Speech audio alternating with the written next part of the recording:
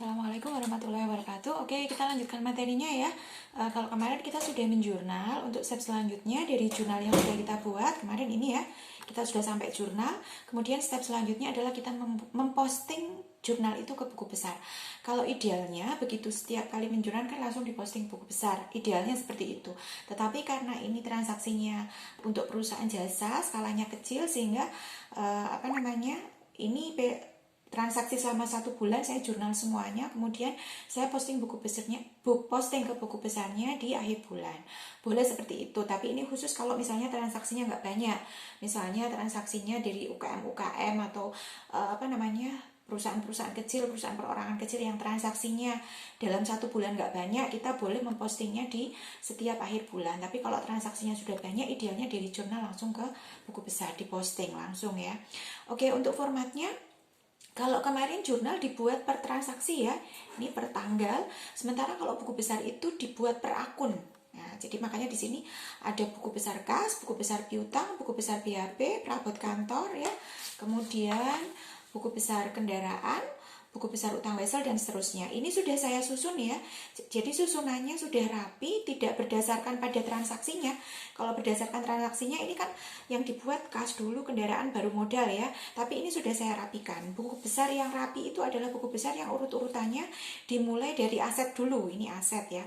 Kas, piutang, BHP, perabot kantor, kendaraan, ini aset. Dan aset ini juga ditulisnya berdasarkan tingkat likuiditas. Dimulai dari kas dulu yang paling liquid, kemudian piutang, BHP, perabot kantor, baru kendaraan. Kemudian yang sini sudah mulai liabilitas ya. Jadi aset dulu, liabilitas, kemudian ekuitas, kemudian price, kemudian pendapatan. Nanti kalau ada akun biaya atau beban ada di bawahnya. Itu urut-urutannya ya.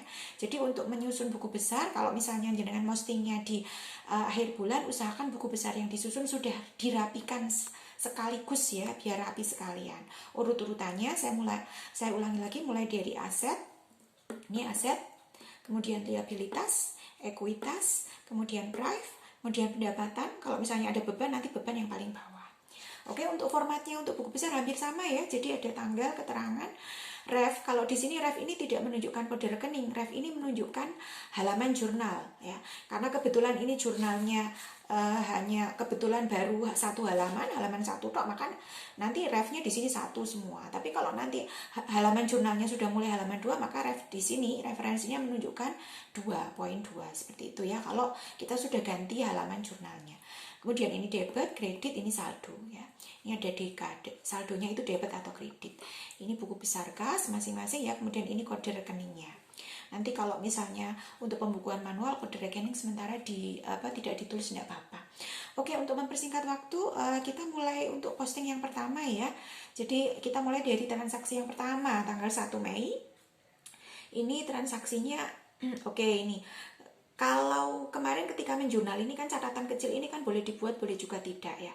Kalau kita postingnya sekaligus, begitu jurnal langsung posting, kita nggak perlu buat catatan kecil. Tapi kalau misalnya kita postingnya itu di akhir bulan, itu biasanya kalau kita postingnya di akhir bulan kan transaksi-transaksi di awal kadang-kadang lupa. Makanya fungsi catatan kecil ini adalah untuk mengingat kembali ke kita, dulu ini tuh transaksinya transaksi apa. Oke, kita lihat di sini. Kas, kendaraan, modal tuan Ubed. Kalau kita lihat catatan kecilnya ini, kas dan kendaraan ini merupakan setoran awal dari tuan Ubed. Oke, kita posting ya bagaimana cara postingnya. Kas, ini kas 11.000 di debit, kita pindah ke buku besar kas. Ini ya, buku besar kas sudah ada tanggalnya. Di sini untuk catatannya terserah, jadi kan mau nulis apa terserah ya. Misalnya di sini saya tulis setoran tuan Ubed ya. Tulisan saya kayak ceker ayam, nggak apa-apa ya. Oke, refnya 1. Kalau di buku besar, kalau di jurnal debit, maka di sini juga harus debit. 11.000 debit ya. Saldonya 11.000 debit. Nah, kalau sudah diposting, maka ini dikasih tanda.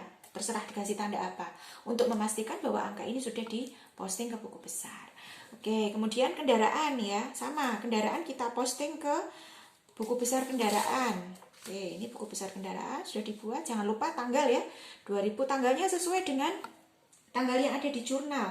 Kalau di jurnal tanggal 1 Mei ya di sini sama tanggal 1 Mei. Di sini tulisannya setoran tuan Ubaid. Artinya kendaraan yang berasal dari setoran Tuan Ubaid atau setoran awal Tuan Ubaid boleh. Terserah, untuk keterangan ini pakai bahasanya jenengan sendiri tidak apa-apa ya. Refnya masih tetap 1 karena ini halaman jurnalnya 1, debit ya. Kalau di sini debit berarti sini debit 15.000 ya. Kreditnya 0, saldonya 15.000 debit. Ini sudah diposting. Oke. Kemudian yang selanjutnya adalah modal. Kita masukkan ke modal. Mei tanggal sama ya, Mei. Ini modal Tuan Ubaid. Keterangannya terserah jenengan. Misalnya di sini tak tulis misalnya modal Tuan Ubaid dalam bentuk kas plus kendaraan misalnya ya. Refnya 1 ya. Tapi di sini kredit. Kalau di sini kredit berarti di sini harus kredit juga.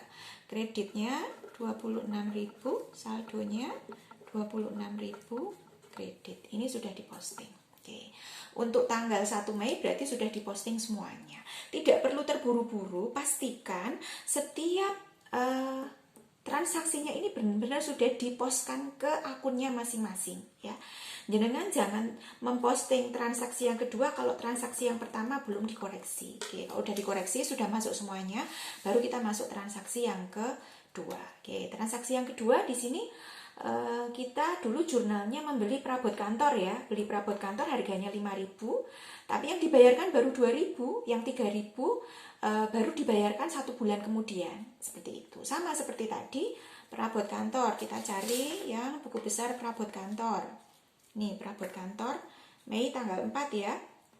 Beli perabot kantor, refnya 1, debit ya 5.000. Jadi kalau di jurnalnya debit, di buku besarnya juga harus debit sama. Saldonya 5.000 debit. Ini kita centang. Tujuannya supaya apa kalau dicentang ya? Dia biar tidak terposting 2 kali. Seperti itu. Kemudian kasnya dikredit ya, berarti Mei tanggal 4 ya. Di sini kasnya terserah jenengan keterangannya mau apa. Misalnya di sini kas untuk beli perabot kantor. Masih tetap 1 ya. Tapi di sini dikredit 2.000.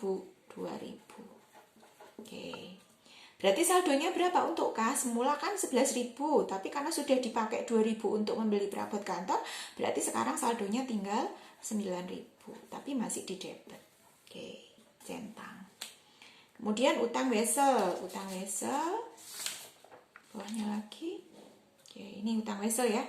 Mei tanggal 4 ya, Mei tanggal 4 di sini utang weselnya untuk beli perabot kantor. Refnya masih 1, 3.000 ya. Kredit 3.000, saldonya 3.000 kredit. Seperti itu. Ini sudah diposting. Oke, berarti untuk transaksi tanggal 4 sudah diposting semuanya. Pastikan jangan sampai ada yang ketinggalan. Berarti sudah ada 6 ya. Oke. Lanjut untuk yang transaksi tanggal 15 Mei. 15 Mei transaksinya apa ya? Oh, kita lihat coba. Mencatat penjualan jasa secara kredit. Oh, dulu perusahaan sudah menjual jasanya secara kredit ya. Menjual jasa secara kredit berarti kita sudah menjual jasanya tetapi konsumennya belum membayar. Oke, kita mencatatnya sebagai piutang. Kita cari akun yang piutang usaha. Oke, Mei tanggal 15 ya. Tanggalnya sudah saya tulis duluan biar nggak terlalu lama. Piutang usaha. Di sini berarti jual jasa kredit misalnya. Refnya 1 semuanya karena kebetulan jurnalnya kan hanya 1 halaman. Debit ya, kalau di sini debit berarti di sini harus debit 1.500. Saldonya 1.500 debit. Berarti mencatatnya kalau nggak debit ya kredit mesti salah satu. Nggak bisa dua-duanya dalam satu baris ini debit sama kredit nggak bisa. Pasti salah satu. Mau debit atau kredit disesuaikan dengan jurnalnya. Oke, piutang sudah masuk ya. Diposting. Oke, seperti itu. Jadi diposting itu maksudnya dari transaksi jurnal ini dimasukkan ke rumahnya sendiri-sendiri, ke akunnya sendiri-sendiri. Kemudian pendapatan jasa. Oke, pendapatan jasa ini yang paling bawah, Mei tanggal 15 ya. Berarti pendapatan jasa dari apa? Jual jasa secara kredit. Jual secara kredit karena pendapatan jasa juga bisa diperoleh dari penjualan tunai ya kan? Refnya 1, ini kredit ya, 1.500 di kredit, debitnya dicoret, ini sudah masuk. Oke, seperti itu ya. Intinya kalau di buku besar itu jenengan harus hati-hati, tidak perlu keburu-buru. Kalau jurnal itu intinya jenengan harus paham. Tapi kalau buku besar intinya jenengan harus hati-hati. Kalau hanya mindah-mindah seperti ini sebenarnya anak SD juga bisa kan. Tetapi tinggal kita bisa menempatkan secara tepat nggak akun-akun itu ke rumah-rumahnya sendiri-sendiri. Oke, kita lanjutkan ya. Sekarang Mei tanggal 17. Transaksinya adalah dulu beli BHP secara tunai. Oke, BHP akunnya ada di sini, BHP. Tanggal 17 beli tunai. Bu, kok di sini keterangannya nggak sama kayak yang di modul ya? Nggak apa-apa. Untuk keterangan ini bebas, jenengan boleh pakai bahasa sendiri. Yang penting jenengan paham ini bukan bagian dari akuntansi keuangan. Kalau jurnal harus seperti ini. Tapi kalau poin-poin buku besar ini tidak tidak paten ya. Terserah jenengan pakai bahasa sendiri. Karena nanti di buku besar yang dilihat kan angka akhirnya. Oke. Beli BHP secara tunai, ini bacanya berarti BHP yang dibeli secara tunai. Refnya 1 itu debit ya, 1000. Oke, saldonya 1000 di debit. Oke, ini dicentang. Kemudian kasnya berarti untuk beli BHP. Ini bacanya berarti kas yang digunakan untuk membeli BHP. Kalau tadi yang tanggal 4 kas yang digunakan untuk membeli perabot kantor. Kalau yang nomor 1 berarti kas dari setoran Tuan Ubaid. Gitu cara bacanya. 1 kasnya dikredit ya 1000. Berarti sekarang kalau kas dikredit itu berarti dia berkurang. Berarti sekarang saldonya tinggal 8.000 tapi masih di debit. Oke, dicentang. Lanjut ya, sekarang ke transaksi tanggal 20 Mei. Transaksinya adalah untuk mencatat penerimaan kas dari pelunasan piutang. Dulu kan kita punya piutang ya. Piutangnya berapa ini? Piutangnya 1.500 dari penjualan jasa secara kredit. Nah, sekarang ada pelanggan yang membayar. Sebenarnya bukan pelunasan ya, ini angsuran ya. Berarti kita masukkan kasnya dari angsuran piutang berapa? 900 ya. 900 ya. Karena di debit berarti dia menambah. Pokoknya kas itu kalau di debit berarti dia menambah, kalau di kredit berarti dia berkurang. Berarti sekarang 8.900 masih tetap di debit. Ini sudah masuk. Kemudian piutang. Nah, ini piutang di sini ya, tanggal 20 di sini ada angsuran, tapi dia di kredit ya, di kredit 900. Berarti berkurang ya. Piutang itu saldonya itu di debit. Kalau dia di kredit berarti dia berkurang. Seperti itu. Berarti sekarang tinggal berapa? 600 masih di debit tapi. Ini sudah diposting. Next ya, agak cepet ya biar tidak terlalu lama rekamannya. Kemudian transaksi selanjutnya tanggal 24 Mei. Yang di transaksinya adalah untuk mencatat pelunasan wesel. Oke, tadi kita punya utang wesel ya dari transaksi nomor 4 ini. Transaksi tanggal 4. Tadi tanggal 4 kan kita beli perabot kantor, yang dibayarkan baru 2.000 tok, yang 3.000 nanti dibayarkan sebulan lagi. Ternyata sebelum 1 bulan sudah dibayarkan. Berarti ini weselnya dilunasi karena sudah hilang kan, sudah lunas. Oke, utang wesel, utang di belakang. Utang, oke ini ya, ini pelunasan. Debit ya, di sini utang weselnya debit 3.000. Berarti sekarang saldonya 0. 0 itu artinya dia sudah dilunasi, tapi walaupun dilunasi dia tetap ditulis kredit. Karena walaupun 0 tetap harus ditulis dia debit atau kredit. Kalau dibiarkan begitu saja seolah-olah nggak ada transaksinya. Jadi walaupun 0 tetap harus dimasukkan. Di sini 0-nya di saldo kredit sesuai dengan rumah aslinya dia apa. Seperti itu ya. Ini sudah diposting. Kemudian kasnya, kas dari pelunasan Oke, tulisan saya kayak gini nggak apa-apa ya. 3.000 ya. Nah, kayak tulisan dokter ya. Oke, berarti berapa sekarang berkurang ya? 8.900 kurangi 3.000 berarti masih 5.900. Masih di debit. Oke, dah. Transaksi yang terakhir ini untuk mencatat pengambilan kas oleh pemilik prive berarti ya. Oke, prive-nya ada di sini. Nah, ini prive. Kira-kira tulisannya apa ya? Prive ya. Kalau saya tulis kas boleh nggak? Artinya prive itu dalam bentuk kas. Karena prive sendiri macam-macam. Ada yang perlu, misalnya saya punya jualan rukoh ya. Saya ngambil rukoh di toko saya nggak bayar, itu prive kan. Tapi prive-nya tidak berbentuk kas. Kalau ini prive-nya berbentuk kas. Pokok nggak sama dengan di modul nggak apa-apa ya. Ini kan bebas ya, nggak harus sama lah. Prive 500 ya, debit. Nih debit ya. saldonya 500 debit. Kemudian yang terakhir kasnya. Nah, kalau ini kasnya untuk Prive masih tetap 1. Di situ 500 ya. 500 berarti sekarang tinggal berapa? 5.400 di debit. Oke. Oke, sudah diposting semuanya. Jadi sebenarnya tidak terlalu sulit ya. Dari jurnal ke posting itu nggak sulit. Yang penting jenengan teliti seperti itu. Oke, itu terus yang jenengan lakukan selama 1 tahun. Jadi jurnal posting, jurnal posting, jurnal posting seperti itu ya. Kalau transaksinya banyak berarti begitu jurnal langsung diposting. Tapi kalau transaksinya sedikit seperti ini, misalnya sebulan hanya ada ini 1, 2, 3, 4, 5, 6, 7 hanya ada 7 transaksi. Oke lah, kita postingnya setiap akhir bulan. Ini terus yang jenengan lakukan mulai tanggal 1 Januari sampai 31 Desember. Oke, seperti itu ya. Kemudian nanti setelah tanggal 31 Desember, katakanlah ini setelah 1 tahun ya.